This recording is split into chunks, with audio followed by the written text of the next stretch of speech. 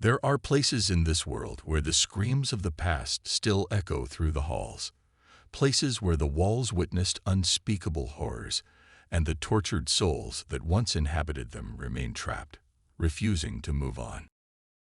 Tonight, on Creepy Tales and Curiosities, we will take you on a terrifying journey into the darkest corners of the world's most haunted asylums. From the ghosts of forgotten patients to the terrifying apparitions of those who met their end in agony, these asylums hold chilling secrets waiting to be uncovered. So, turn off the lights, sit back, and join us, shall you?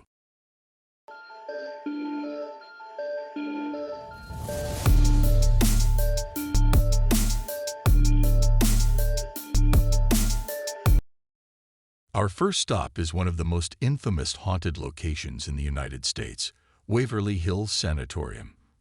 Perched high on a hill in Louisville, Kentucky, this massive Gothic building has stood as a monument to death, disease, and despair since it first opened its doors in 1910. Originally designed to house patients suffering from tuberculosis, it quickly became overwhelmed during the height of the epidemic. At its peak, over 400 patients filled the hospital, and the disease, known as the White Plague, claimed tens of thousands of lives within its walls. With no cure in sight, experimental treatments were carried out, many of which caused immense pain and suffering. Electroshock therapy, forced isolation, and even removing ribs were common practices. Many patients succumbed not just to the disease, but to the agony of the so-called treatments. As death became a daily occurrence, the hospital constructed an underground tunnel to discreetly transport bodies out of the building. Known as the Death Tunnel or the Body Chute, this tunnel became the final exit for thousands of souls. Today, the restless spirits of those who died here are said to haunt the halls. Visitors and paranormal investigators alike have reported seeing shadowy figures, hearing disembodied voices, and even feeling cold hands brush against them in the darkness. One paranormal investigator stated, "We were investigating the death tunnel late at night when we heard it. A voice, clear as day, coming from the tunnel itself. It was faint but unmistakable. It sounded like a woman saying, 'Help me.' We followed the sound, but no one was there. Then we saw something. A shadowy figure moving down the tunnel, but it vanished before we could reach it." Waverly Hills is also known for the spirit of a young girl named Mary. She's often seen playing in the hallways, her laughter echoing through the empty rooms. Some visitors have reported hearing the sound of a ball bouncing, only to find the halls completely empty. Another eyewitness stated, "I was walking through the second floor when I heard it. This soft giggling, like a child. At first, I thought it was just part of the tour, but then I realized I was alone. I saw something out of the corner of my eye. A little girl, dressed in an old hospital gown, standing at the end of the hallway. When I blinked, she was gone." But perhaps the most infamous part is room 502. This room was once the nurses' quarters, and according to legend, a nurse took her own life here after discovering she was pregnant out of wedlock. Since then, her spirit is said to haunt the room, and many who enter report feeling an overwhelming sense of dread. A paranormal investigator shared their experience stating, "We were conducting an EVP session in room 502 when I felt a cold hand on my shoulder. It was like someone was standing behind me, but when I turned around, no one was there. The air felt thick, like the room itself was alive with something dark." We captured several EVPs that night, one of them saying, "Leave." The spirits remain, trapped by the pain and suffering they endured in life, and for those brave enough to enter, they may find themselves face to face with the ghosts of the past. Have you ever experienced something paranormal? Have you ever visited Waverly Hills? Tell us your story in the comments below. We'd love to hear your experiences. Our next destination is Pennhurst Asylum, located in Spring City, Pennsylvania. Originally known as Pennhurst State School and Hospital, This facility opened in 1908 and was designed to care for people with mental disabilities. But instead of offering care, Pennhurst quickly gained a reputation for abuse, neglect, and inhumane conditions. Pennhurst housed men, women, and children, many of whom were abandoned by their families. The institution was overcrowded, understaffed, and woefully underfunded. Patients were often subjected to harsh punishments, and many lived in squalor, locked away for hours, even days, without care. Some patients were subjected to experimental treatments, including electroshock therapy and forced sterilization. A former staff member shared their chilling encounter, stating, "I worked at Pennhurst for a few years, and the things I saw, I'll never forget them. Patients, tied to their beds, screaming for help, but there weren't enough of us to do anything. It was heartbreaking. We all knew something was wrong, but there was nothing we could do." In the 1960s, a shocking article revealed the horrific conditions inside Pennhurst, leading to public outrage and eventually the facility's closure in 1987. But many believe that the spirits of those who suffered and died within Pennhurst's walls never left.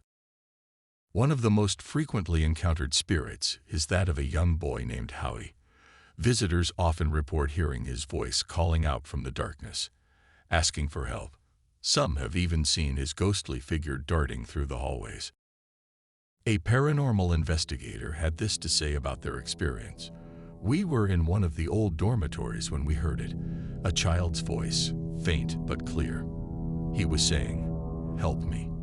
It sounded like he was right next to us, but when we looked around there was no one there. Then we saw it, a small figure running down the hallway. We followed it, but it disappeared." Another spirit that haunts Pennhurst is that of the nurse, a ghostly figure seen wandering the medical wing. Many who encounter her report feeling a deep sense of sadness, as though she is still tending to the patients she once cared for. A pair of local paranormal enthusiasts shared their experience by stating, "We were exploring the medical wing when we saw her. This woman, dressed in an old nurse's uniform, standing at the end of the hall. She didn't move, just watched us. And then, she was gone. The sadness in that room was overwhelming. It was like she was still there, waiting for something." Pennhurst Asylum remains one of the most haunted locations in the United States, a place where the pain and suffering of the past have left an indelible mark on the present. For those who dare to explore its darkened halls, the spirits of Pennhurst are never far away. What do you think? Is Pennhurst the most haunted asylum? Let us know in the comments. Our next haunted asylum is Trans-Allegheny Lunatic Asylum, located in Weston, West Virginia. Opened in 1864, this massive stone building was originally designed to house 250 patients, but by the mid-20th century, it held over 2,400 people. As the asylum's population grew, so did the conditions inside. Patients were often left unattended for days, and many were subjected to horrific treatments, including lobotomies and electroshock therapy. The asylum became a place of torment, where those suffering from mental illness were abandoned and forgotten. A former nurse at the asylum stated, "There were too many patients and not enough staff to care for them. People would die in their beds, and no one would notice for days. The conditions were appalling, and it was no place for healing. It was a place of suffering." The asylum was finally closed in 1994, but the spirits of those who suffered within its walls are said to remain. One of the most famous ghosts is that of Lily, a young girl who is believed to have died at the asylum. Her spirit is often seen in the children's ward, playing with toys and giggling in the distance. A testimonial from a paranormal investigator stated, "We were investigating the children's ward when we left a ball on the floor and asked Lily to play with it. After a few minutes, the ball started rolling. There was no breeze. No one touched it. We caught the entire thing on camera. And then we heard it, giggling, coming from the corner of the room." But Lily is not the only spirit haunting Trans-Allegheny. Shadowy figures have been seen throughout the asylum, especially in Ward 4, where the most dangerous patients were kept. Visitors report feeling cold spots, hearing disembodied voices, and even being physically touched by unseen hands. An unknown visitor shared their experience from the asylum, stating, "I was walking through Ward 4 when I felt this intense cold, like the temperature had dropped 20 degrees. And then I felt something grab my arm. It was cold, so cold it burned, but when I looked around, there was no one there. I left that ward immediately." The spirits of Trans-Allegheny Lunatic Asylum remain, trapped by the pain and suffering they endured in life. For those brave enough to visit, the asylum offers a terrifying glimpse into the darkness of the human mind and the ghosts that refuse to let go. Do you have any ghost stories of your own? Share them with us in the comments. We'd love to hear your experiences. And if you've made it this far, stay tuned. We've saved the most haunted asylum for last. Our final stop takes us to one of the most infamous haunted locations in the world, Poveglia Island, just off the coast of Venice, Italy. Known as the Island of Madness, Poveglia's dark history stretches back centuries. During the 14th century, Poveglia was used as a quarantine station for victims of the Black Plague. Tens of thousands of plague victims were sent to the island, where they were left to die in mass graves. Centuries later, in the 1920s, a mental asylum was built on the island, adding yet another layer of horror to its already dark history. From historical record, a local Venetian stated, "The people who went to Poveglia never came back. Even the locals knew that the island was cursed. You could hear screams at night, carried across the water." The asylum was run by a doctor who was infamous for performing brutal lobotomies and experiments on the patients. According to legend, the doctor eventually went mad himself, driven to insanity by the tormented spirits of the plague victims. He threw himself from the bell tower, where his ghost is said to linger to this day.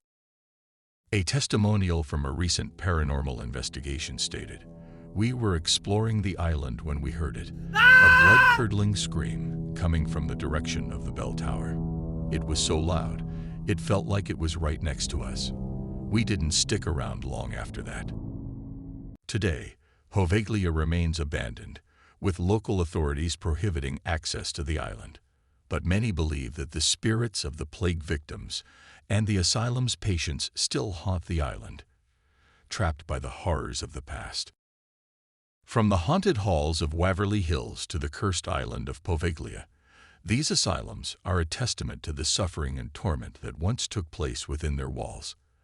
The spirits of the past refuse to rest, and for those who visit, the experience is nothing short of terrifying. Have you ever visited a haunted location or had a paranormal experience of your own? Tell us in the comments. We want to hear your stories.